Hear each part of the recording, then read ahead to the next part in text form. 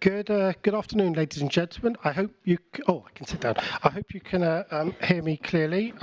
Thank you for coming along to our high-level session on geothermal here in the European Commission's Charlemagne building. It's a pleasure to have you.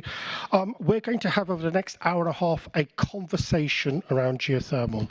So we will have some high-level interventions to start off with, and then we'll kind of progress into a discussion amongst the panel, but also you within the audience. We really want this to be an opportunity for us all to discuss geothermal, to learn from one another, to share ideas, but also to address bottlenecks together. It's a community building exercise that we have in front of us today.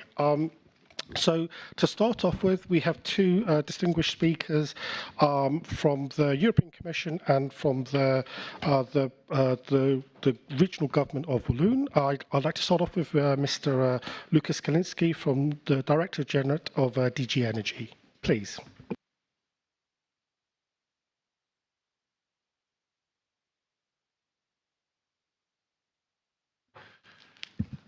Good afternoon, everyone. Thank you very much, Sanjeev. I'm very glad that we actually have this session about the source of renewable heat that is perhaps still not one of the big technologies, but it's a growing technology, and it's a technology with a high potential. And I think this is very much reflected in the overall policy that we have at the European level on renewables, on renewable heat, but also I think it's also reflected in the increased interest of the policymakers in the topic, with the report prepared by the previous Parliament, and now I see and I hear also quite some interest from the upcoming Hungarian presidency. I have a few slides for you to give you the quick walk through the different the different policy aspects related to geothermal. I don't know exactly how we change slides here. You have a clicker. Opa, sorry. Don't drown. Thank you. Okay. So, I mean, the overall picture of how renewable heat is placed in our policy. Obviously, half of the energy use in the EU is for heating and cooling, and that's the biggest use sector for the energy consumption. We need to remember that. So any solutions that can help decarbonize this sector, which is very challenging, very fragmented, are helpful. More than 70% of heating in particular and cooling in the EU is based on fossil fuels. So again, the potential for decarbonization is high. While this potential is high, we have seen rather slow progress over the last years. In the last decade, between 2010 and 2020, so over 10 years, the increase of renewable heat went up by 6 percentage points, from 17 to 23%. Rather slow, in particular compared to renewables, for example, in electricity.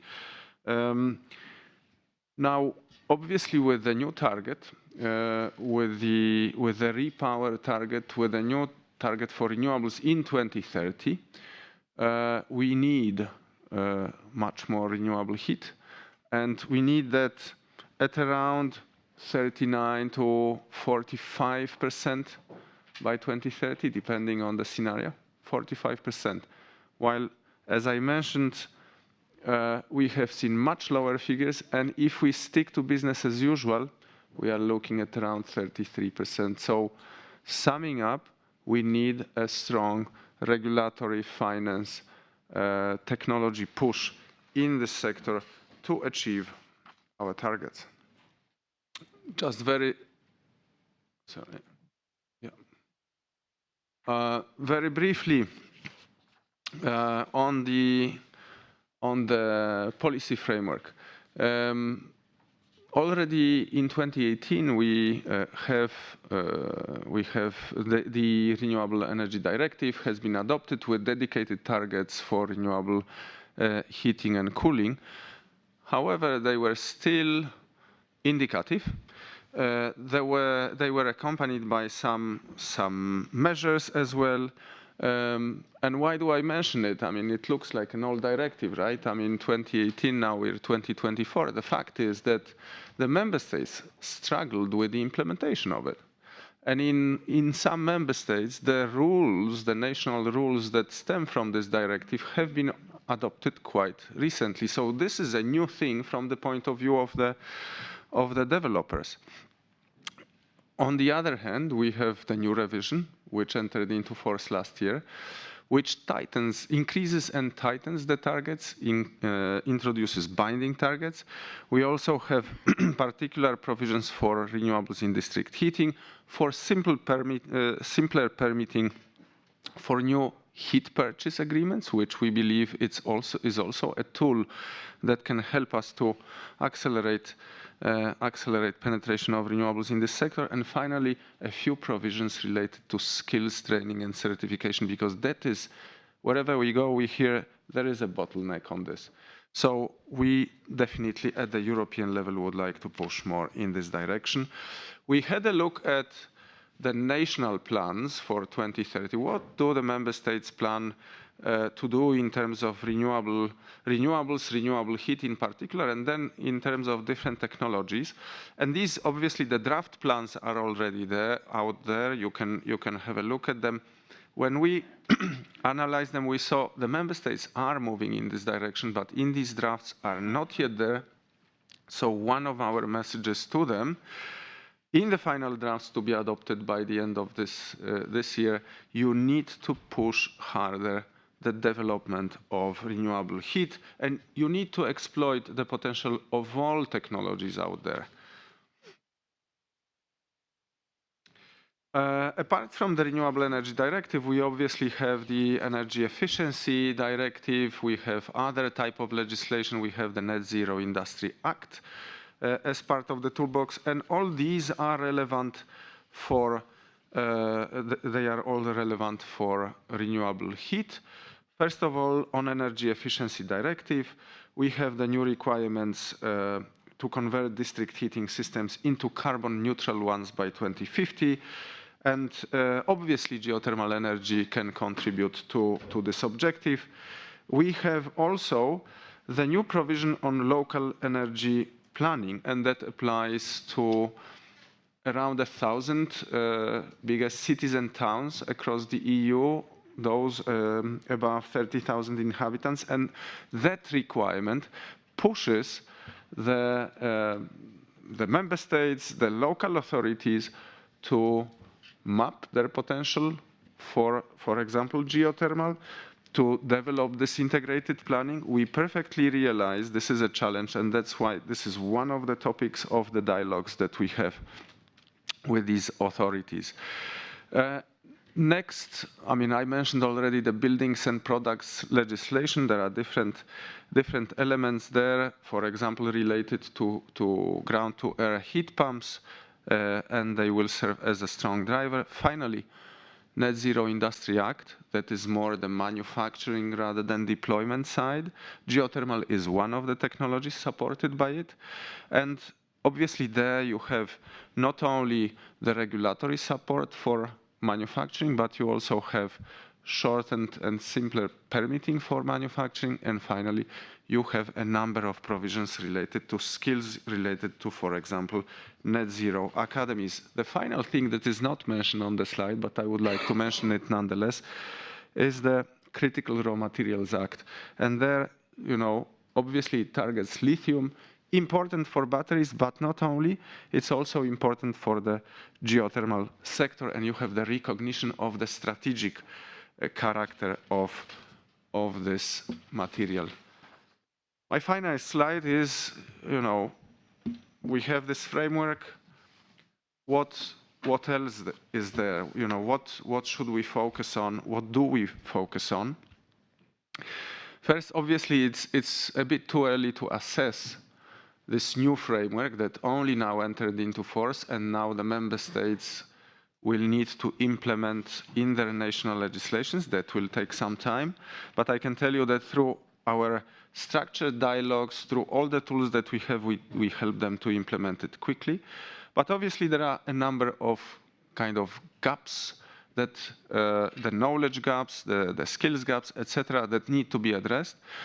And I think in tune with what was there in the parliamentary report, we want and we engage with the member states, with the local and regional authorities in dialogues on best practices, on trying to learn from each other, because we have already quite some good examples across the EU. We are looking into the data availability together with our colleagues from the Joint Research Center. And we see still, obviously, the barriers. Some data is unavailable, other data is available, but it's privately held, so it's confidential. We are exploring, we are looking into making this data more available. There are issues, obviously, of high risks at exploration phase. There is uncertainty about quality of resource, the high cost of exploration. That is something that is also very interesting for us in terms of reflection for the next steps. And then finally, we have quite a few good schemes related to financing, in particular CapEx. This is where these investments are very intensive. Some member states have nice examples of de-risking schemes. There are promising schemes, for example, in Hungary, in the Netherlands, in France. And we want to encourage the exchange. Finally, we not only encourage the exchange, but we are already financing geothermal from the European funding, not only the ready projects, but also the innovation through Horizon Europe, through the Innovation Fund, for example. Obviously, I can't prejudge the next Monday, I can't prejudge the next MFF, but I believe that will remain the priority, because geothermal, the renewable heat, this is the crucial element, I would say, of the ongoing energy transition, and that will remain with us for the next years. Thank you very much.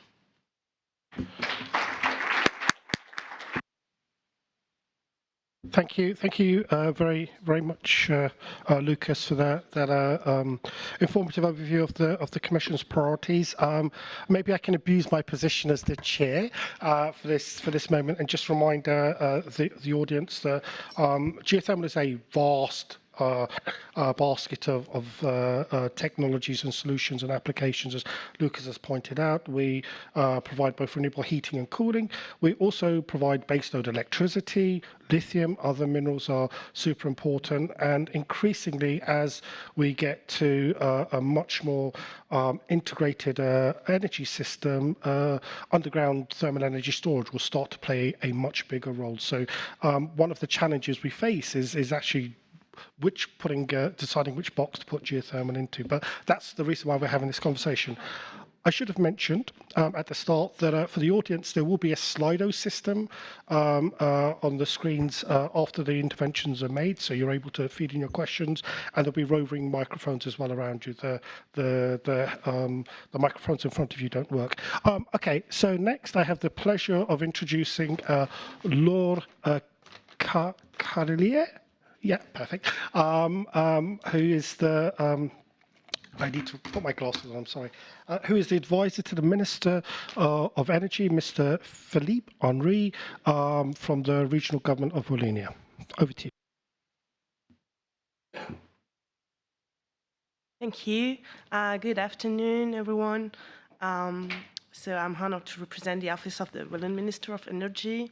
My point is here is to share with you our regional government's approach to developing geothermal energy, which is to become a critical component of our renewable energy strategy. So Wallonia is the southern region of Belgium. It boasts a rich industrial history and vibrant cultural heritage. However, like many regions, Wallonia faces significant energy challenges, including ensuring a secure energy supply, addressing climate change, and of course providing affordable energy for all. In response to these challenges, Wallonia is committed to drastically reducing the use of fossil fuels and associated greenhouse gas emissions. Renewable energy, particularly geothermal energy, is the heart of the transition. So geothermal energy offers a sustainable, reliable, and locally available source of energy. Unlike solar and wind energy, which are intermittent, geothermal energy provides continuous baseload power generation and heating, making it a crucial component for our future energy mix. So Wallonia aims to achieve a substantial reduction in greenhouse gas emissions and increase the share of renewable energy in its energy mix. Specifically, our goals include achieving around 25% renewable energy consumption by 2030 and attaining carbon neutrality by 2050. These objectives align with the European Union's ambitious climate targets, reflecting our shared commitment to a sustainable future. The European Green Deal and the Renewable Energy Directive provide a strong framework and support for our regional initiatives. By leveraging European policies and funding mechanisms, Wallonia is working towards a greener and more sustainable energy system. Geothermal energy, given its ability to provide continuous low-emission energy for heating, cooling, and also electricity generation, is a key component of this strategy. Our approach to geothermal energy encompasses three key subdomains: shallow, mining, and deep geothermal. Each of these areas is at a different stage of development, but they are all being actively explored and advanced in parallel. Regarding shallow geothermal projects in 2021-2022, we launched a call for projects focusing on geothermal energy up to 1,200 meters. This initiative, which was part of the Walloon Kyoto Fund 2021 programming, aimed to support innovative geothermal projects and promote their development across the region. And this call supported geothermal installation at the Ottignies Hospital, which is near Brussels, a bit southern, which received a grant of 2.33 million euros. And this project exemplifies the potential of geothermal energy to provide reliable, sustainable heating and also cooling solutions for critical infrastructure like hospitals. And following the success of this initial call, we launched a second call in 2022 for geothermal projects, so always shallow geothermal. The initiative was part of the broader Wallonia recovery plan with a total indicative budget of 22.5 million euros. So this call aims to support the development of ambitious geothermal projects all across the region, further demonstrating our commitment to renewable energy. And thanks to its success, the Walloon government was able to support 33 new projects in shallow geothermal, which are currently being implemented. Now Wallonia has also focused on the potential of disused mines for geothermal energy. Characterization studies in the Mons, Charleroi, and Liège zones have shown significant thermal capacity. So that's just in the middle of our former mining regions along the rivers Meuse and Sambre. The total thermal capacity of abandoned mines in Wallonia is estimated to be 11 times greater than that of the Heerlen mines in the Netherlands, which have successfully implemented geothermal projects. So it's also an important goal for us.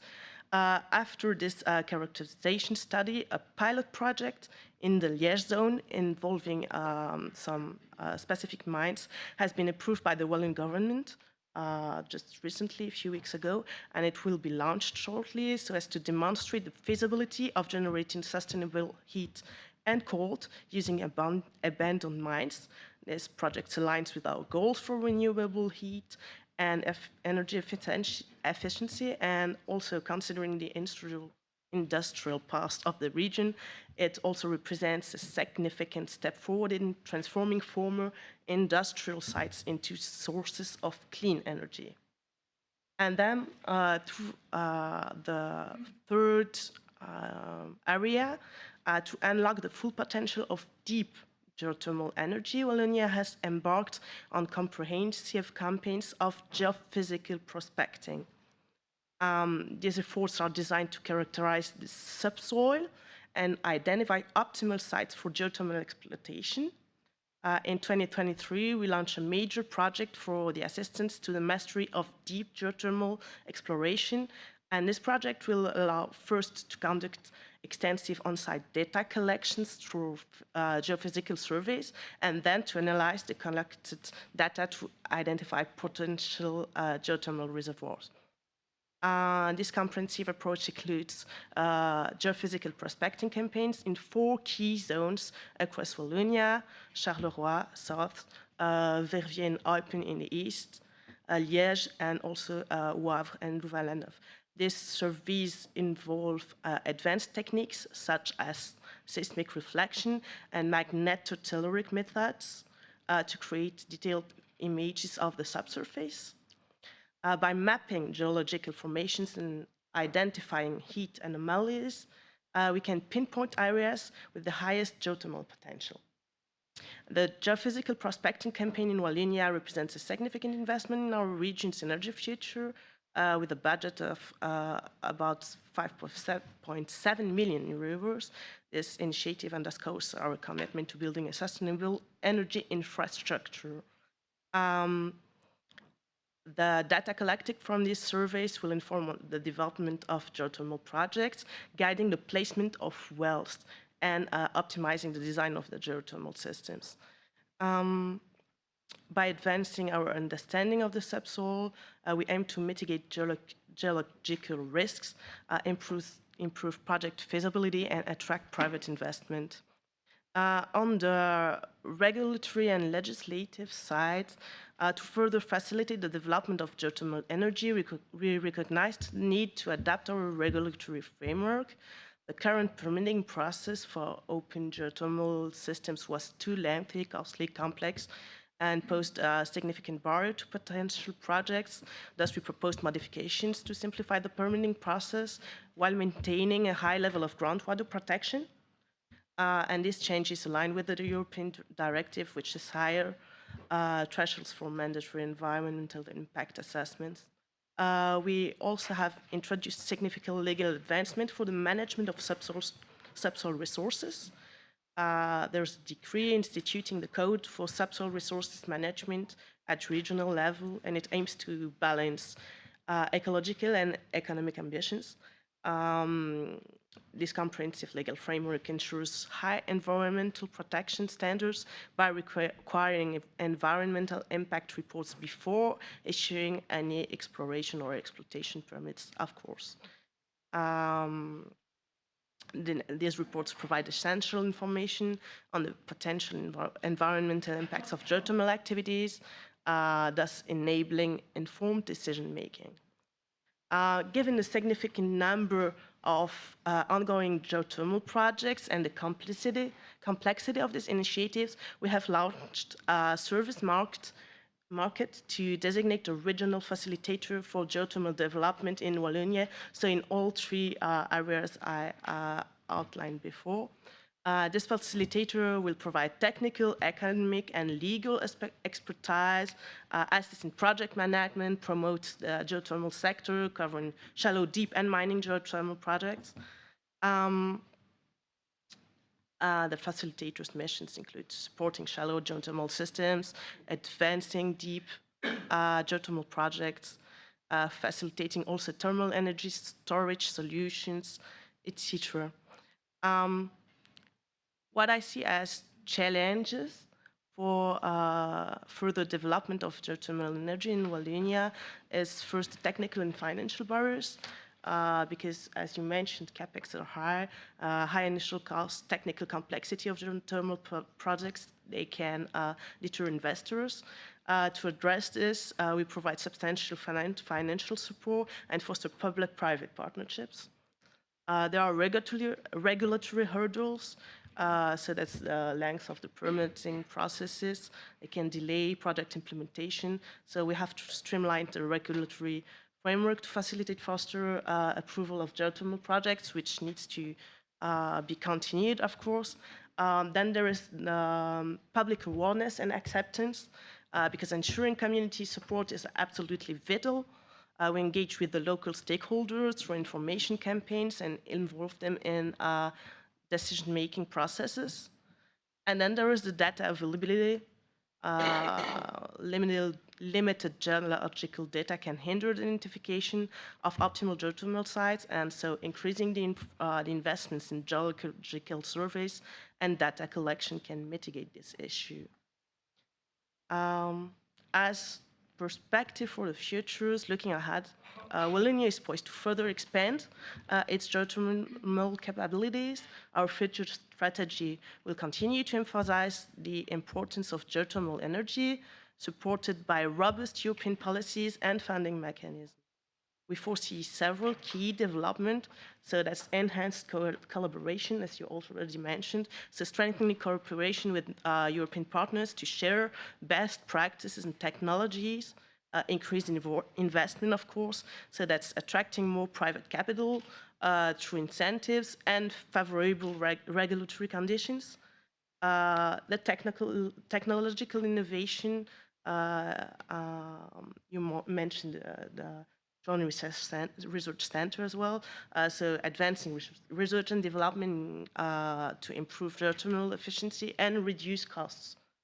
And then expanding the use of geothermal energy in combination with other renewable sources, so as to create integrated, resilient energy systems. So if we manage to go ahead with in all these directions simultaneously, we hope that Wallonia can play a significant role in Europe's geothermal energy landscape. Well, I thank you for your attention, and I look forward to the discussion.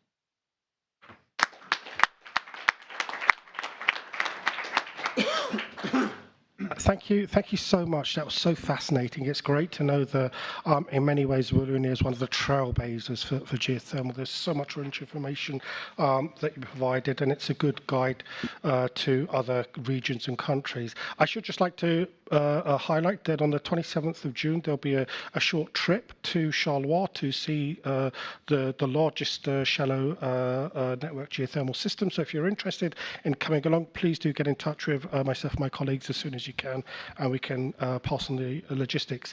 Now I have the pleasure, as we talked about the regions, I think it's logical for us to move on to Mr. Adrian Hill, who is the Director for EU Policy, Media and Campaigns at Energy Cities. Adrian, please. Great. Thank you very much, Sanjeev. Delighted to be here. I'm part of the Geothermal Fan Club. It's going to be fundamental to the success of cities in decarbonizing. There's no question. Lucas pointed out heating's the biggest pie, and the only way to decarbonize that is using just about every decarbonized energy source we have at our disposal, and geothermal is going to be a big part of it. But I have Marco's presentation here. Yes. Yeah? Okay. So the technology is evolving quickly. Shall I go through to is it the next one? All right. There we go. Okay. Now, okay. So as I was saying, is it important for decarbonization? Yes. There's no way, especially in cities with district heating, there's really no way we're going to decarbonize all of those district heating systems without some geothermal. And I would say in just about every city, it will have some geothermal. It's going to vary a lot depending on what the local resources are. And that's going to come out in the local heating and cooling planning that Lucas was mentioning. That's in the EED. For us, that's absolutely pivotal, that not only do we have these plans, but they're done well. And that's going to be a challenge. And there's a lot of challenges here. That's one of them. But if we get really good plans that identify all of the potential energy, and that could be seawater heat pumps, it's going to be geothermal, maybe a bit of biomass at peaking, for those 2 weeks in January. It's going to be a lot, and geothermal is going to play a big role. And it's going to play a big role, like I said, where there is already district heating and where we're planning to expand district heating. I think right now there's about 180,000 kilometers of district heating pipes in Europe. So that's a lot of heat that we need. This is a chart from Munich and what they're planning, because their decarbonization plan was just approved in May by the city council. And you can see the green of gas going down and the red of district heating going up. That's the basic plan, replace gas with district heating. And then in less densely populated areas, there'll be heat pumps. And the majority, 70 to 80% of that district heating is going to be geothermal. Now, that's maybe a bit on the high side compared to other cities, but they happen to have quite good resources. And it's not just deep geothermal, right? It's a whole slew, as others were saying, there's a whole slew of technologies under geothermal. There's the shallow geothermal that you're looking at in Wallonia, which sounds really exciting. And I'd love to hear later how the city's Liège is fitting, that identification of supply is fitting in with going to fit in with their heat planning. But yeah, there's a whole range right from sort of networked geothermal heat pumps, right, all the way up to really deep geothermal mines down to 6,000, 8,000 meters. And our guess is that it's going to be something like 30% of district heat is going to be provided by geothermal in cities. There'll be massive variations, and don't hold me to that, but it's going to be a substantial player in the heat in our cities in the future. The current bottlenecks, this is great because we've got clear consensus on what the bottlenecks are.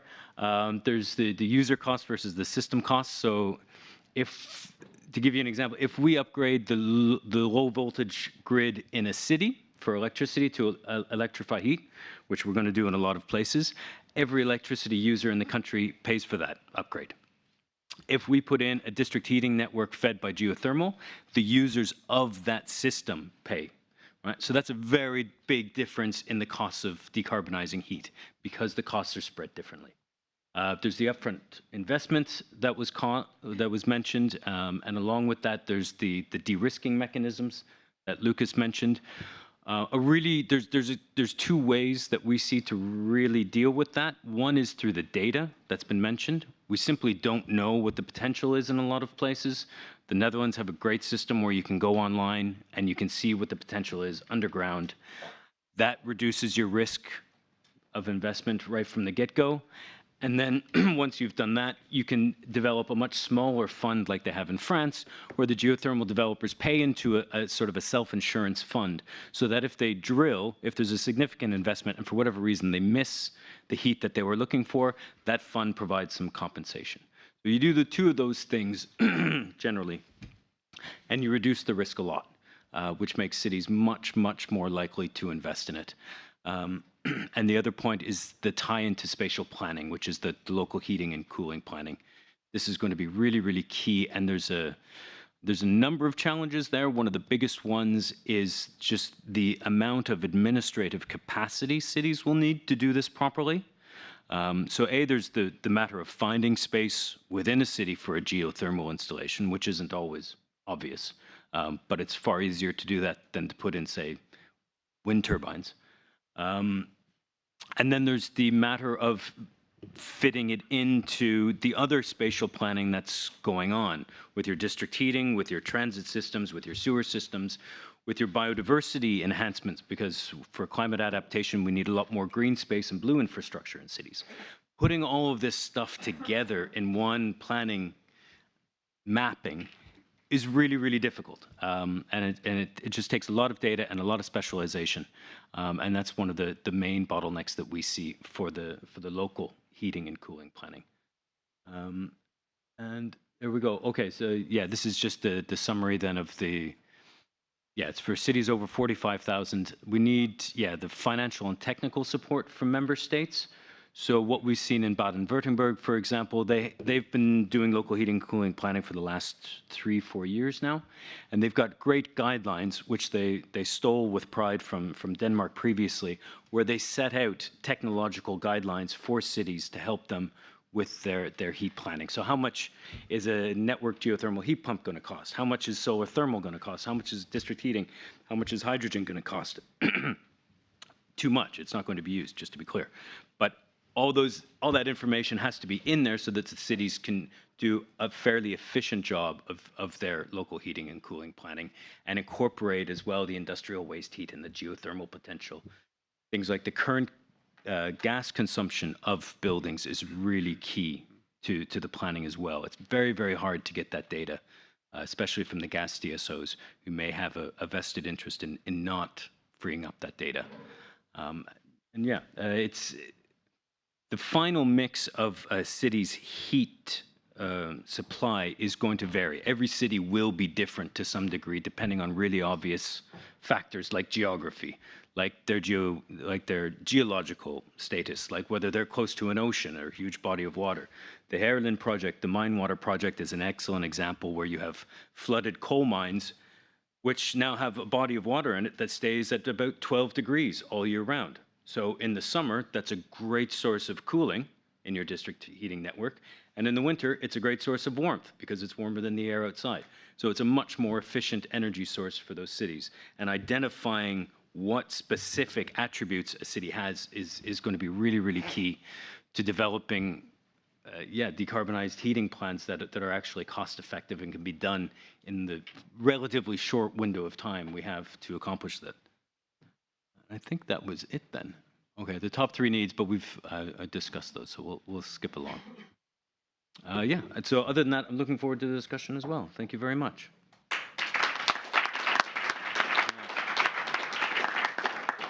Thank you, Adrian. Do you mind if I just pick you on one point there? You talked about the huge pressure that's going to be put on local authorities all across Europe, all across the world, as you know, they are in the forefront of how we address and adapt to the climate crisis. The kind of support measures that local authorities need, is this something that's going to be unique and specific to each kind of geography, or is this something where we need to be looking at kind of harmonized tools to ensure that they can systematically digest a lot of complex data, heat demand mapping, all the different energy resources? What's your views on that? I mean, the challenges are enormous, and they're quite large for, I think, us in Brussels as well, because it does ultimately, this is much bigger than heat. This is the entirety of the Fit for 55 package and the Green Deal. And it means fundamentally changing the way we approach the relationship between cities, member states, and the EU, getting that multilateral governments lined up.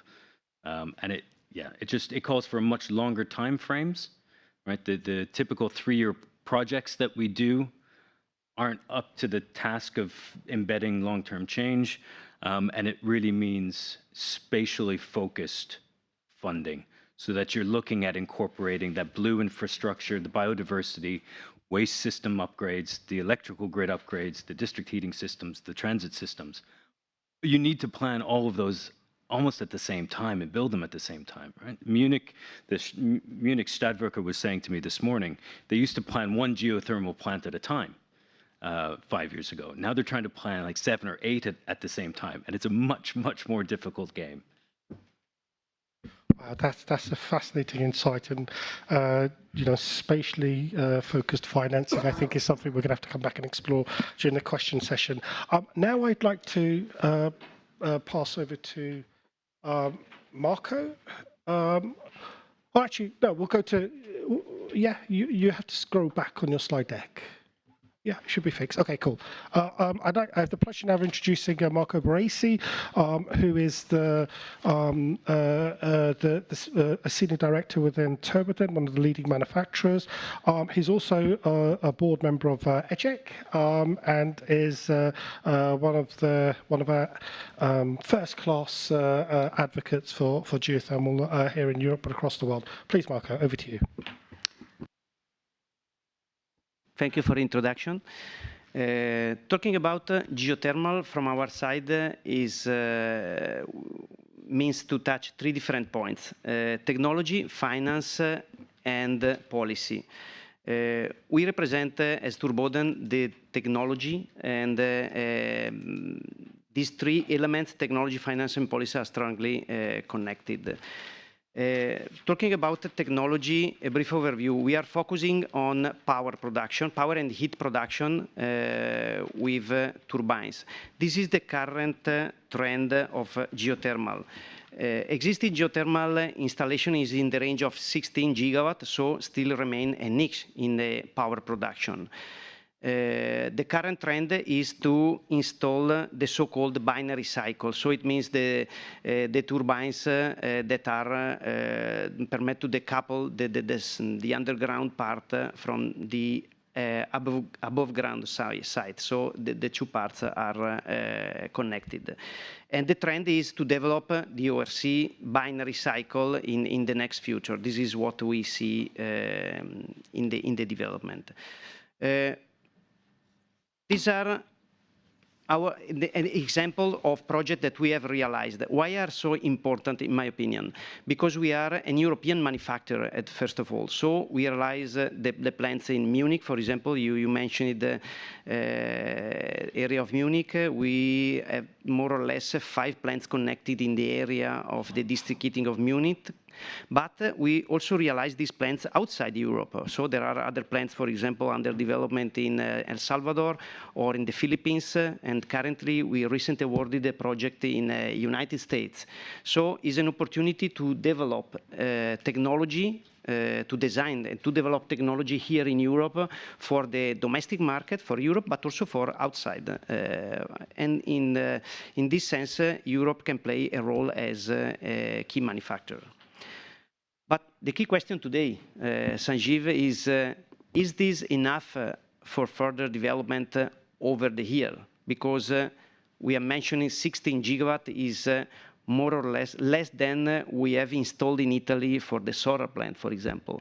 So it means that we are in a niche, and what we are seeing in the last 2-3 years is a booming of geothermal requests that, in my opinion, will become a concrete project in the future.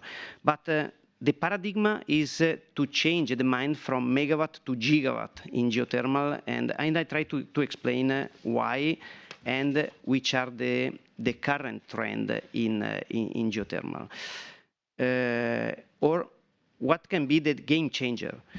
In the first column, there are hydrothermal, is the classical, the typical geothermal project that we know. When we have a reservoir, you have hot water, and you can exploit this hot water to produce electricity and heat. This is a mature and proven technology, and the current market express more or less half a gigawatt per year in terms of deployment. So we are talking about 500 megawatt per year is the magnitude of the classical hydrothermal. But there are the game changer for the next years. The second one is the EGS, so the so-called hot dry rocks that could play a role because it's a new drilling techniques related to the hydraulic stimulation, for example, with water. It is quite different from the shale gas and the fracking that we mentioned for the shale gas in the United States, because it's a new technique dedicated to geothermal. And it is, for example, the project I mentioned in United States that are currently under development. Why is so important? Because to give you an idea, we have been awarded for the first plan of the project 90 megawatt electrical to be developed, and it is a first step of gigawatt that they have to plan to realize. And they have already closed the Fervo company PPA with Google or other players in order to deliver this green electricity. And the last innovation in drilling technique is the so-called closed loop. Also in this case, there is no reservoir, and is an opportunity to have this heat carrier circulated in artificial and closed loop. And currently there is a project under development in Germany, in Gerstrid, is the EVOR project, is a project awarded also by European Commission in the Innovation Fund.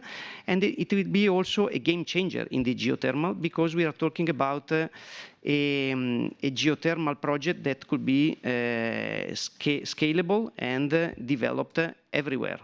So the first one I mentioned is hydrothermal, so you need the reservoir. For the other two is innovation in drilling technique, and you can realize geothermal everywhere because you don't need the reservoir.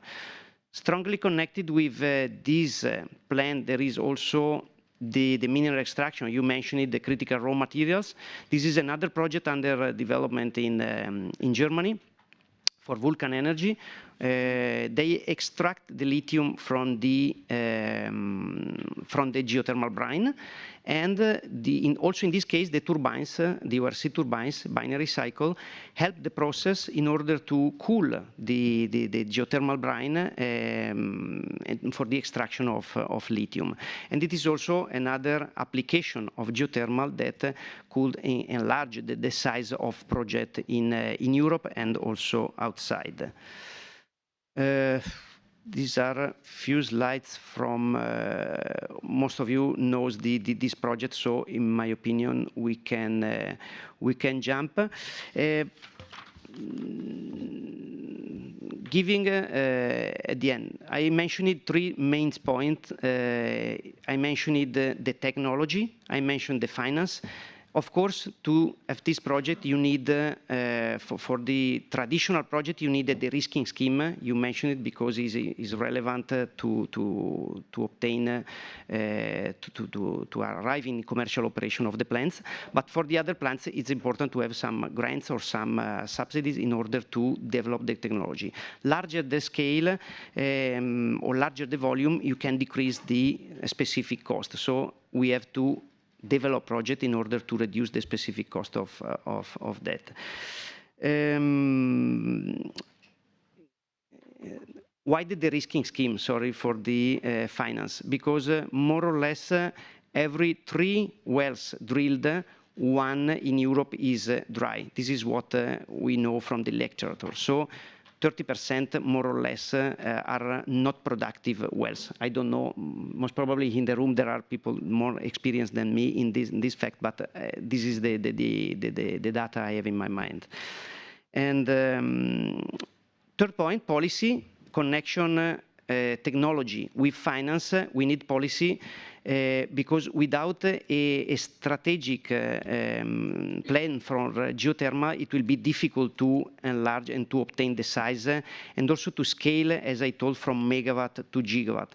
So a strategic geothermal is recommended in order to put this article, also the action plan in order to be more concrete with the realization in the future. That's all for this part. Thank you so much. And if I could just maybe summarize the kind of key messages that jumped out from your intervention. The first thing is that unlike other technologies, we have a huge export potential in geothermal. So, talking about the real value of made in Europe is something that we can play up with quite a lot here in Europe. And I think one of the things that I'd like us to pick up when we have the group discussion is your point around the large-scale closed-loop systems, because that then talks a lot to what Laura and to Adrian what we're talking about when it comes to the resource availability of kind of conventional hydrothermal resources. So there's a lot of dynamics going on there, but clearly the innovation fund was money well spent, is what you're saying, and that's fantastic to hear. Okay, now I have the pleasure of inviting Julie Hollis, who is the Secretary General of the Euro Surveys. You can introduce yourself as well, please, in that. Absolutely, thank you very much. Yes, so I represent EUSEW2024, which is a not-for-profit association that represents 37 geological survey organisations of Europe. And they have, as part of their key mandate, the task of collecting and understanding and delivering the data and knowledge about the geology of their territories. And the geology, of course, defines the geothermal potential of the subsurface.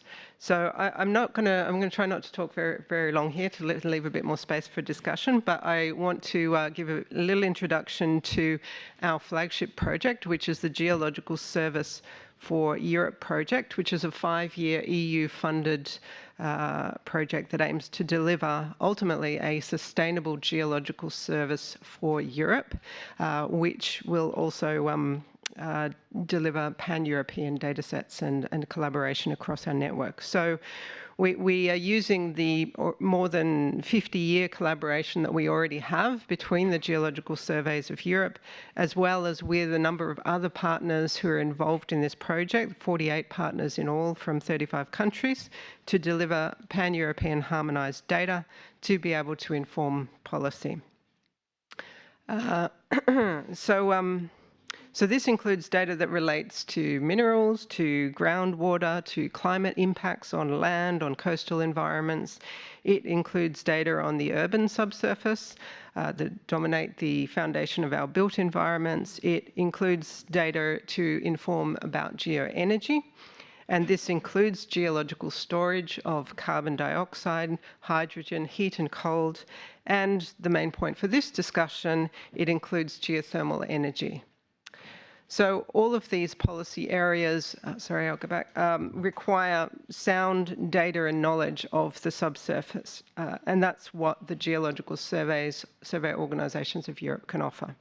And particularly through a collaborative project like the Geological Service for Europe project, because what is of key importance, of course, is that geology doesn't stop at the border. And so by working collaboratively across Europe, as well as understanding cross-border, for example, geothermal resources, we can describe them using common standards, using common approaches, which is really necessary when we're looking at EU-level strategy for geothermal energy. So through this project, we'll be bringing together data from geothermal datasets from national and from project sources and delivering standardized integrated data on the sustainable geoenergy capacities in Europe. And this includes pan-European assessment of geothermal energy, both deep and shallow, and storage of heat and cold. And it also includes, ultimately, delivery of an online atlas of geothermal potential, which is scaled according to the level of detail. So this is a very quick introduction, just to give you an initial idea of the work of the Geological Surveys of Europe, particularly through this project, and where we fit into the bigger picture of geothermal energy. I'll leave it there so we have time. Thank you. Thank you so much, Julie. There's a lot of information, but I picked up a very fascinating quote you just said, which is geology doesn't stop at the border. And I think it's important that when we're talking about geothermal, that whilst we're supporting our regions, that we're looking at a European scale, beyond the confines of the European Union, but the Western Balkans, Ukraine, and many other countries, and that we kind of collaborate efforts. I have a question for you, and it's kind of linked to what Laura was saying when it comes to the mapping for deeper resources.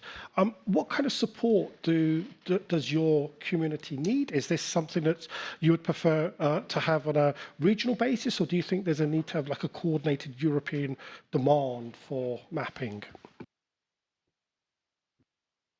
Sorry. It's both. The National Geological Surveys, as I say, have their national mandate. Part of their primary mandate is to collect the data in order to be able to inform and convert that information into policy-relevant advice to their national governments and authorities. But similarly, I agree with you that a European scale approach is needed. Geothermal resources are understood at basin level. So we also need this collaborative pan-European effort as well, and that's what we are doing both through our association, EuroGeoSurveys. We have an active a geoenergy expert group that works collaboratively between the surveys on geoenergy, on geothermal, and also specifically through this project in order to, and I think this is really important, is to develop the scientific networks to be able to learn from each other and to develop these common approaches and common data sets that can be quickly understood at continental scale. So resourcing at both scales is required, but importantly, our Geological Service for Europe project is a project. It runs until 2027, and an important part of this is that we're looking for a solution for providing this service sustainably into the future, not just for geothermal, importantly for geothermal, but it applies to a lot of other areas as well that are relevant to net zero goals. Okay, can I just build on that? So we have, Lucas mentioned earlier, the Critical Raw Materials Act and these kind of national exploration campaigns. How will you be able to access some of that data and include it into your mapping? What's the relationship going to be like? Yes, some of that. So yeah, it's really important, I think, that both the Critical Raw Materials Act and the Net Zero Industry Act recognise that geological data is crucial. So these are particularly focused on critical raw materials potential in Europe to boost domestic supply, and also specifically regarding the Net Zero Industry Act in relation to storage of carbon dioxide. But yes, the geological data that is required from both of those acts, which is really important, that recognition of that the data is necessary. Some of that is also relevant to understanding our geothermal resources as well, yes.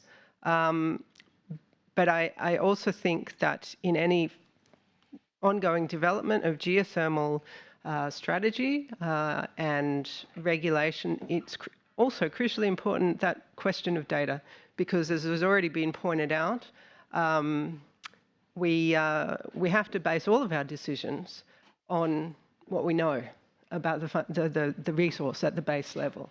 So, so exploration decisions, investment decisions, policy decisions all require some base level understanding of what we have. If we don't know what we have, we can't make those decisions in a good way.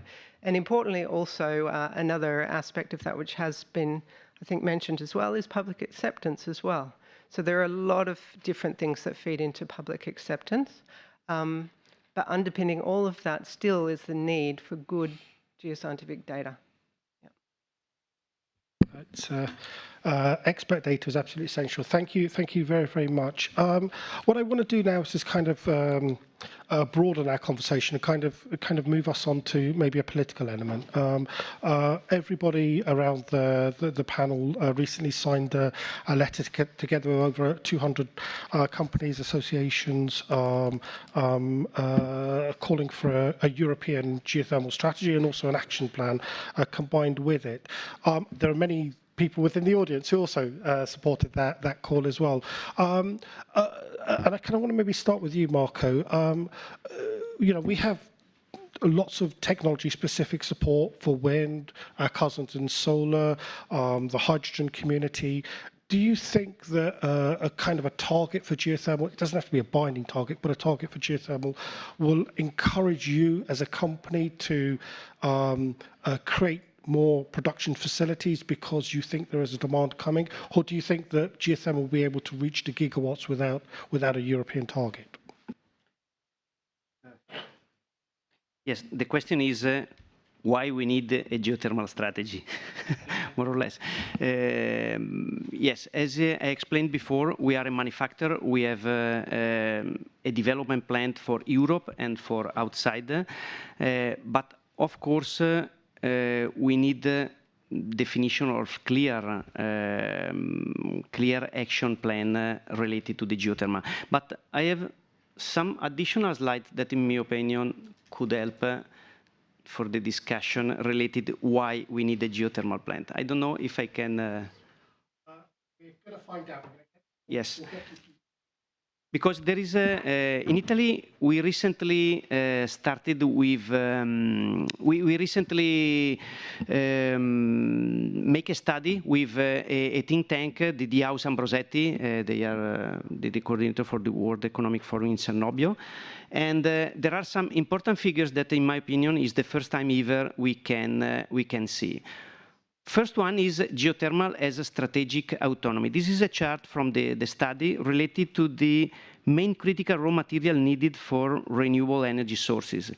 If you can see geothermal, all the geothermal, for the geothermal, all the critical raw materials are in green line, so it means that no need of critical raw materials compared to the other sources like solar, wind, hydro, or bioenergy. So this is one important key message. The second is common for all the renewable. Geothermal is independent foreign supply. We can see here the main dependency from gas or from coal when these fossil fuels arrives from, and geothermal, but also the other renewable are on the same game. This is also another important aspect of geothermal headed by the study. Thanks to the activation of the supply chain on the national territory, for every euro invested, it activated another 2 euros in the rest of the economy.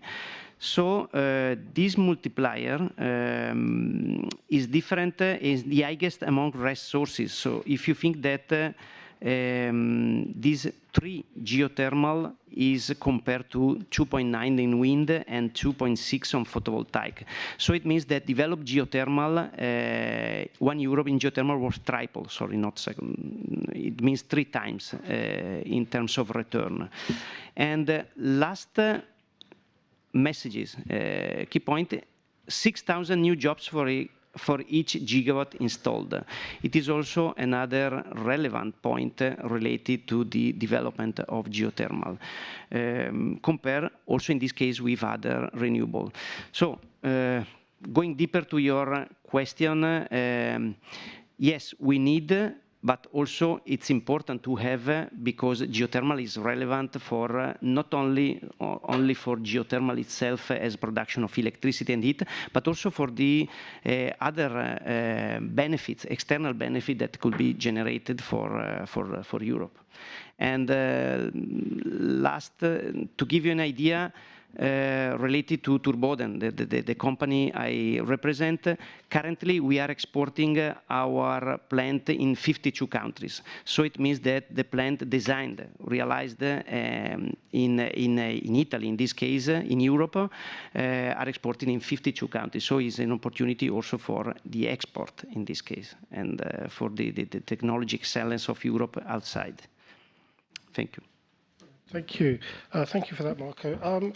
Going back to the issue of the kind of need to have a stronger vision for geothermal, if I understand you correctly, it's about making sure that we cover the full technology space, bearing in mind that we cover different sectors, but at the same time, there's a real win here, because every penny spent will be a European added value, and that's something that's welcome to hear in this day and age. Adrian, I just want to come to you on the issue of kind of the issue of financing. So in your slide deck, you kind of refer to the Fond Chaleur, which is a heat fund that's operating in France now. When it comes to the financial support that's required from a local authority, can you maybe give us an indication of what additional support's needed? And when you talk about that kind of multi-level governance and that kind of spatial planning for finance, can you maybe elaborate on those 2 elements? And is the EU funding systems at the moment helpful? Are they fit for purpose? And if you were to be the next commissioner, what would you do to make them really benefit local authorities? The tempting offer. The EU funding is absolutely welcome and important. We just concluded a project in October with 8 cities across Europe called Decarb City Pipes that focused on heat planning and really put into practice a lot of the technologies that we now need to spread to the other cities. But fundamentally, this is a huge endeavor that will only happen if the member states step up with significant resources. There's a reason right now we see the cities that are leading in heat planning and in geothermal are German, Austrian, Swiss cities, right? Because they have a Stadtwerke, and that Stadtwerke is a money printing machine, and that can fund a lot of this work. Now, they're still under significant pressure financially to try and do this. Billions and billions we're talking about to do this on time. It remains to be seen to me how other countries are going to muster the resources to be able to implement these local heating and cooling plans. It's one thing to do the plans. I've confidence that the money will be there. Wallonia will cover 75% of a city's heating planning process, so that's very welcome. Baden-Württemberg will provide 45,000 euro to a city to do its local heating and cooling planning. So that's not a big obstacle, but actually implementing this is going to be massive. And when Julie mentioned as well public acceptance, that's a massive, massive part of the transformation that we need to accomplish. We've seen the political mess in Germany over the last couple of years about heating laws.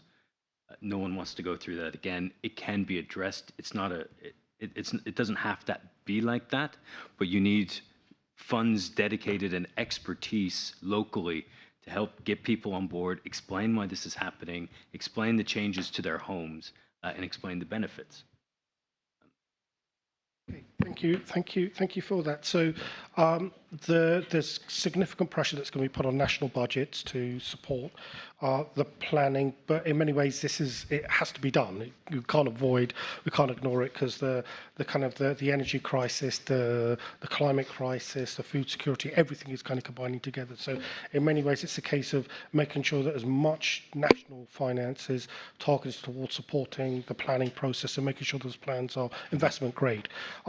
That kind of begs the question, one of the problems we have within the Renewable Energy Directive, it's the point that Lucas mentioned earlier on in his slide deck around risk mitigation framework. So these are effectively a guarantee scheme and insurance scheme, as we've heard before. We know when we talk to people in the financial sector and the insurance sector that they say that the broader the pool, the bigger the size of people participating in a risk insurance scheme, the lower the transaction costs are, the lower the total operational costs are, but actually the wider the coverage is. So the coverage that Julie was talking about in her intervention is very, very important. However, the Renewable Energy Directive has kind of asked member states to set up their own national schemes. We've seen some good examples in Wallonia, we have France, we have Netherlands, and a few more examples. Lucas, maybe a slightly difficult question for you to answer, but do you think that there is merit in the Commission investigating whether a European scheme or a pan-European scheme would be more economically efficient and at least administratively burdensome than 27 different national risk schemes? Thanks. If I may first take one step back, I think because we started to discuss financing here, but I think what this discussion has shown very, very clearly is that before you get to the financing question, you need to have the preconditions in place. You need to have the framework in place, the policy framework, planning framework, the institutional framework. You mentioned the German example, you mentioned the whole kind of planning that came before you started to finance the projects. And then obviously comes the question of resources. But I think that in many places in the EU, with the potential for geothermal, we still are not there yet. I mean, we mentioned this local energy planning requirement, which we already see is quite a challenge, because this integrated approach to the planning at the local level, at the regional level, is something new. And in order to have this in place, quite a few barriers need to be broken. Now, to your question, at this stage, I don't know, but I think that the way to go, and that's what I mentioned earlier, is engaging into the discussions with the front runners, with those who want to join in this transition, in a sense, and see, okay, what is the experience out there? You know, how, let's say, how tailored the financing need to be to particular region, to regional needs, to particular projects, because I think that one issue that perhaps we haven't discussed a lot here with geothermal is the question of replicability. It's related to your point on scale, right? Obviously, we'd like to broaden the pool, etc. But for this, you need replicability. So I cannot reply to this question now, but that's exactly one of the topics that we would be putting in the dialogue, for the dialogue with the local authorities, with regional authorities and the member states.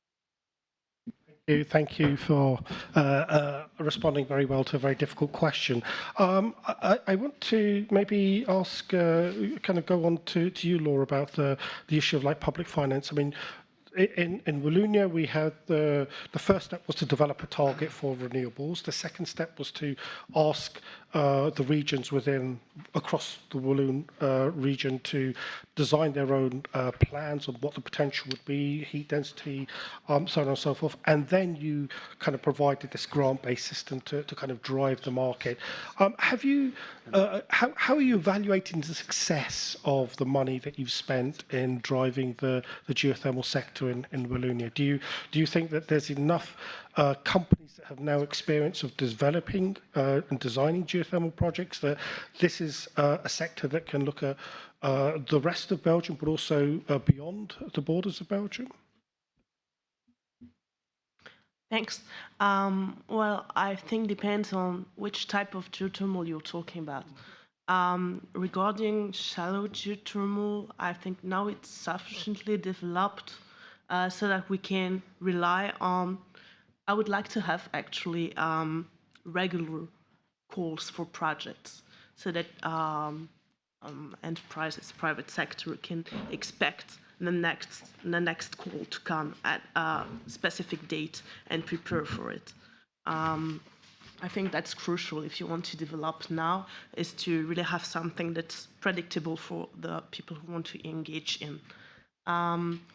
Regarding the evaluation of the potential, now on municipal level, sub-regional level, it's still difficult to get this information from the cities or even smaller towns because they don't have the capability inside the city or the town to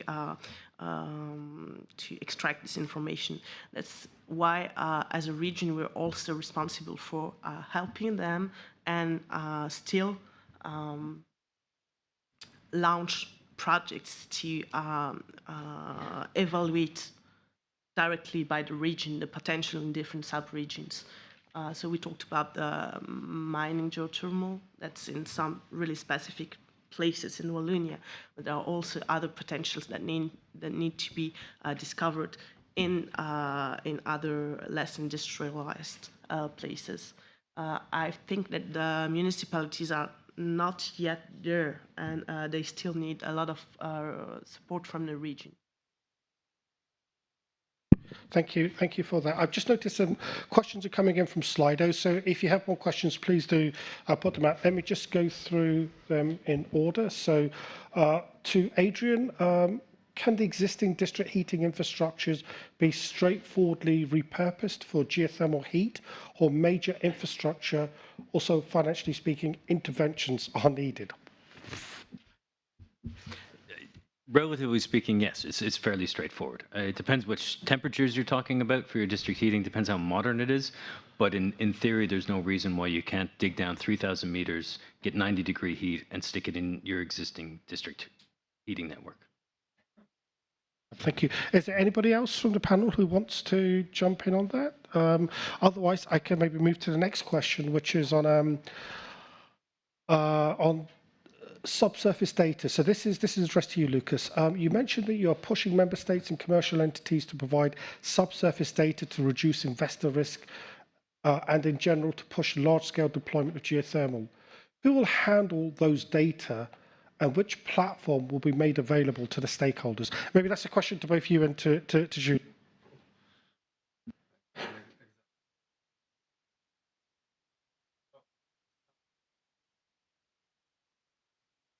Sorry, I will be short on this because, as you saw, this comes on the slide, further reflection. So, I mean, we are exactly discussing these things.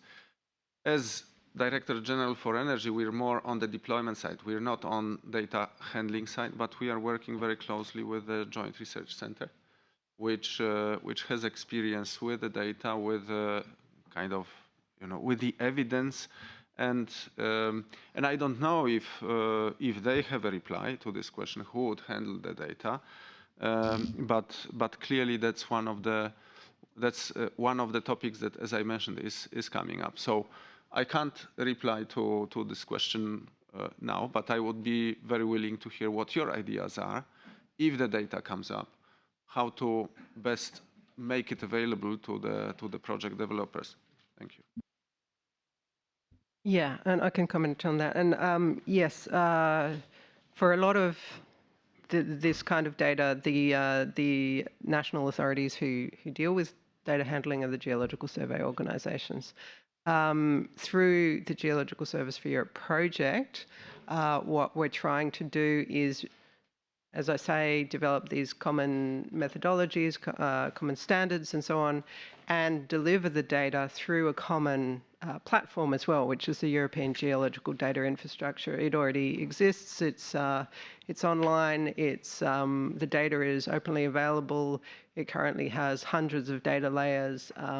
It will be the place where we deliver our online atlases of for geothermal potential.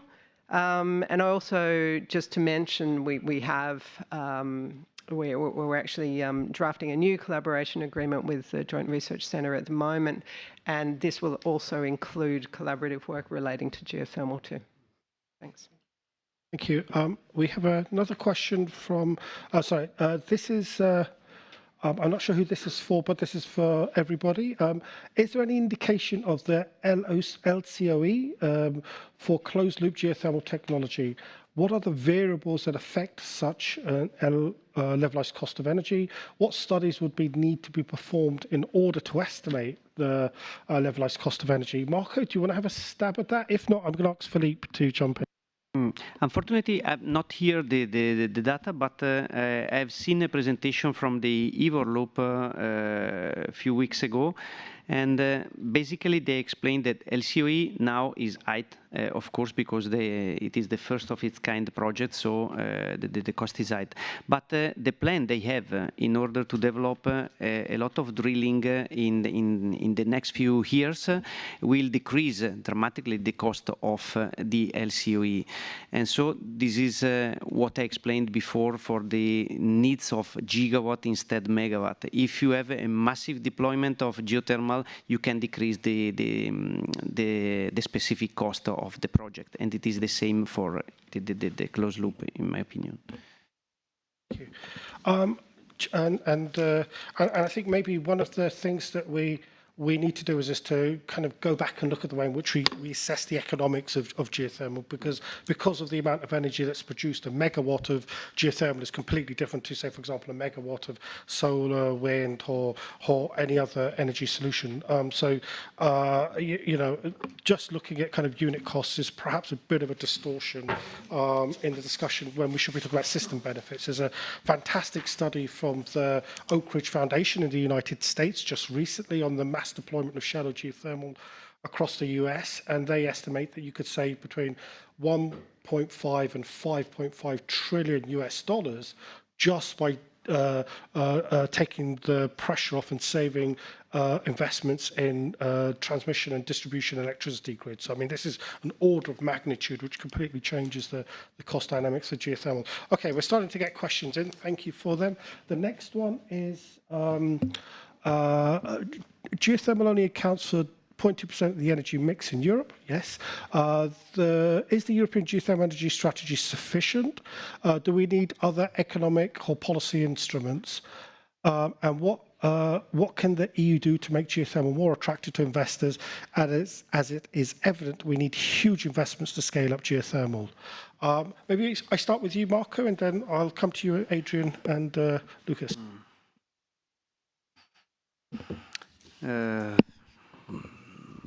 Yes, I have this figure related to geothermal. I have here some figure related to geothermal that currently account 1% of the world generation.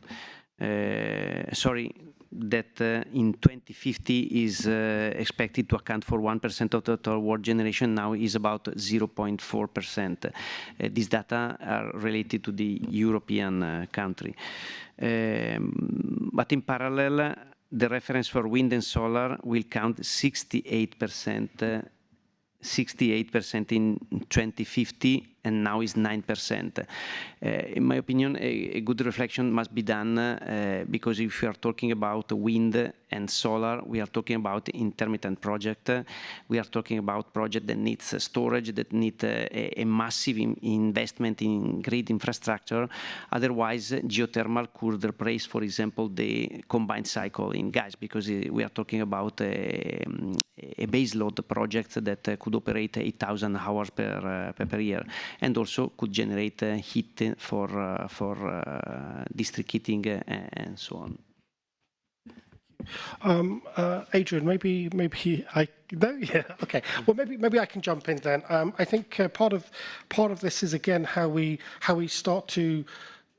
And this is part of the problems when we talk about geothermal. It's a wonderful technology, but because it's got so many unique elements, it's kind of difficult to compare it to what we have with other technologies. And that's kind of why we need to have a new framework, a new paradigm to understand geothermal and also its benefits, rather than just focusing on costs. Because as Laura has mentioned, as Adrian has done, in fact, everybody has mentioned, when you design geothermal systems, you're designing a big solution. So that size is absolutely essential. We're talking cities of Gerestrid, Munich. These are large geographical landscapes, very densely populated regions, and they also blend residential, commercial, industrial applications within them. So there's a lot that needs to be done, and that's kind of why we need to see this is kind of why we need to have this geothermal strategy to see through the lens much more clearly what the opportunities are. Marco, you want to jump in?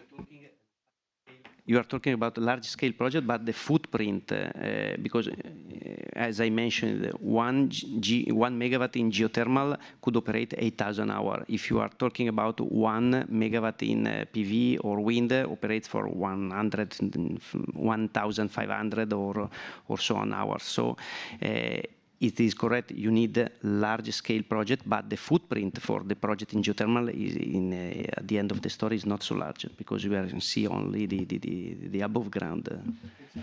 Exactly, and I think you know, again, kind of grounding this into the things that we're hearing for the next kind of mandate. Already, we know there's going to be a big focus on kind of electricity and grids. Geothermal, both as an electricity provider, as a source of lithium, but also as a source of storage, combined with the CO2 storage as well. Do you think that there's a need for geothermal to be also part of this electrification work? I come to you both. One thing I can say about that, Sanjeev, and it goes back to the levelized cost of energy question, is for any energy provider, whether it's heat or whether it's electricity, the climate is not the number one concern, right?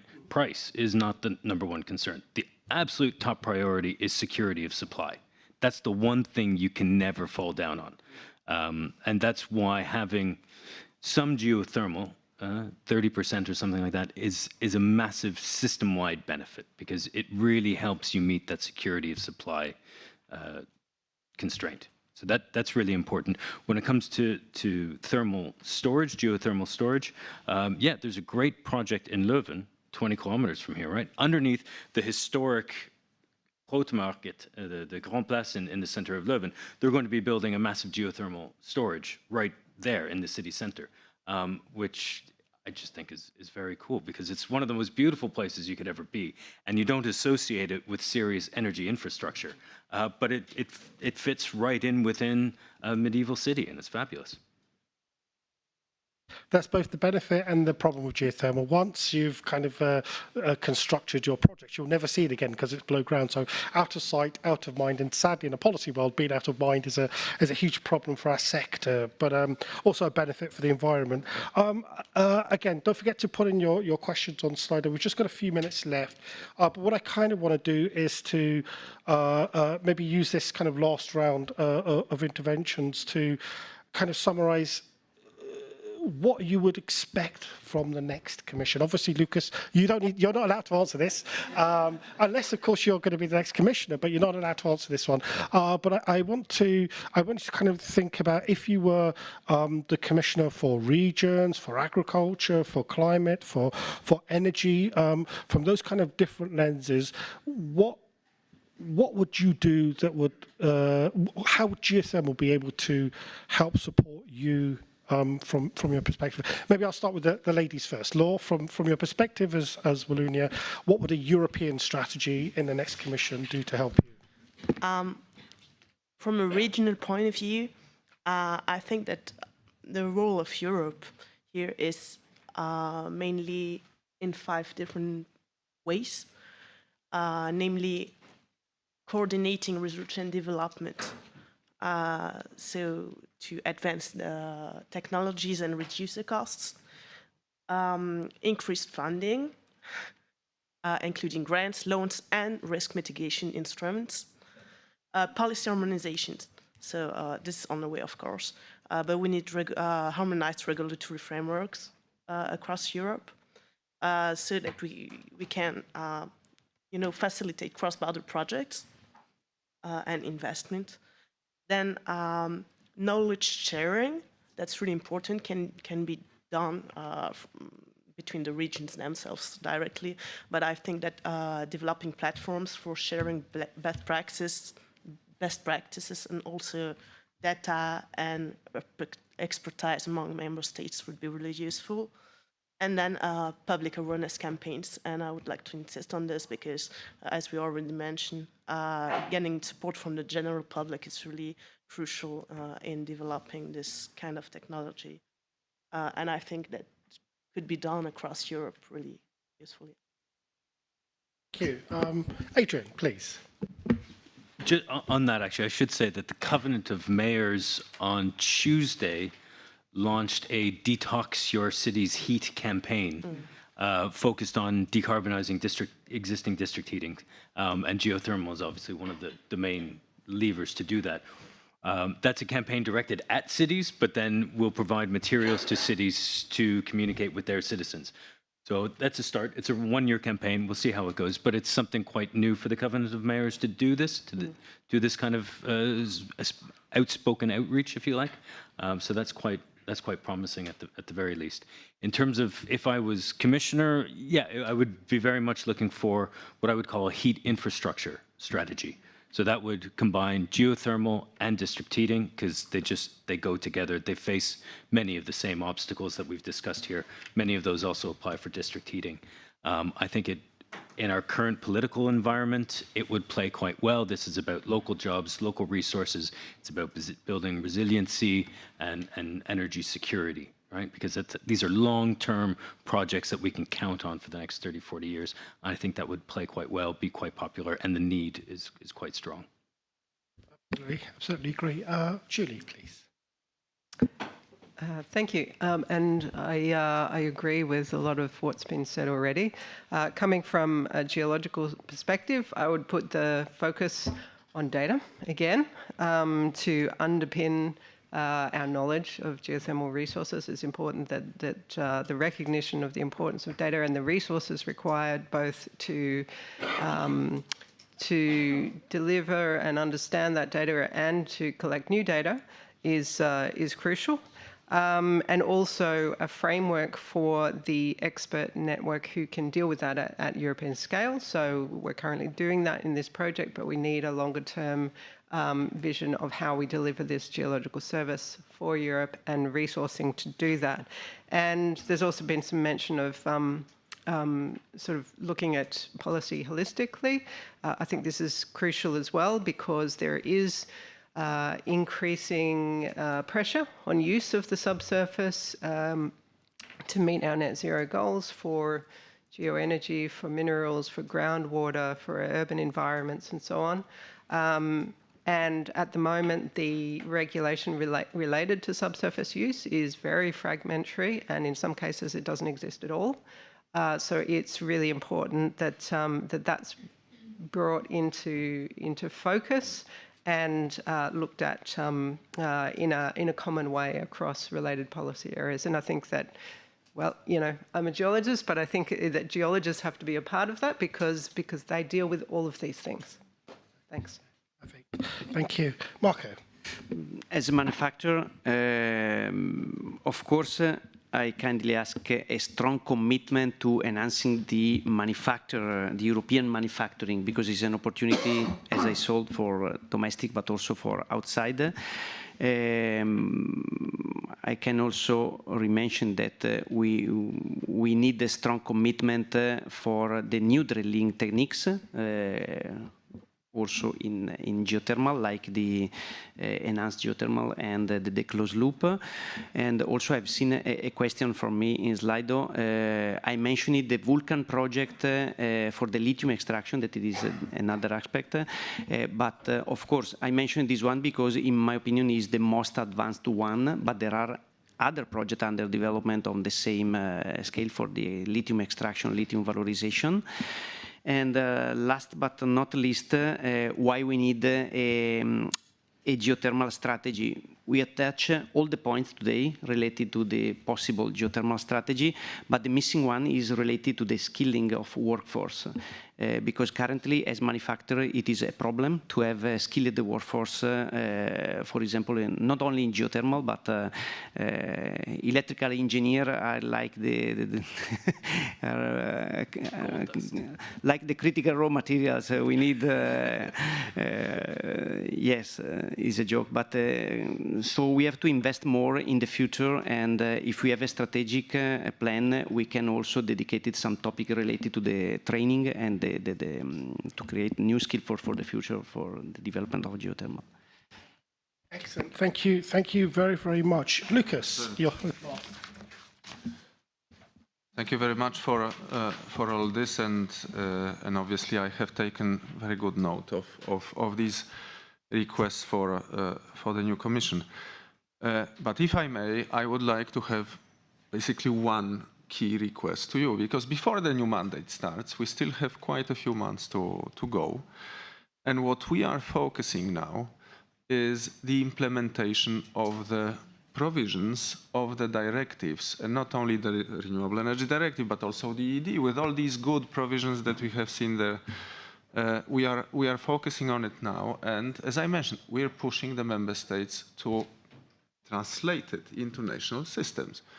The previous directives took years to be implemented, but at the same time, we heard from Laura, a lot of what's been happening in Wallonia is driven by what is driven at the European level. So my request to you is help us to make the provisions which are already in force to be implemented in the member states, because it will help you. Thank you. That's the best response, best piece of advice. Let's all help make sure that we implement a very comprehensive package of legislation. I'd like to thank everybody on the panel. Thank you in the audience. If you'd like to carry on the discussion, we have a booth upstairs on the second floor, so come and meet myself, my colleagues, and we can carry on the discussion that we had today. But a warm thank you to you all. Goodbye.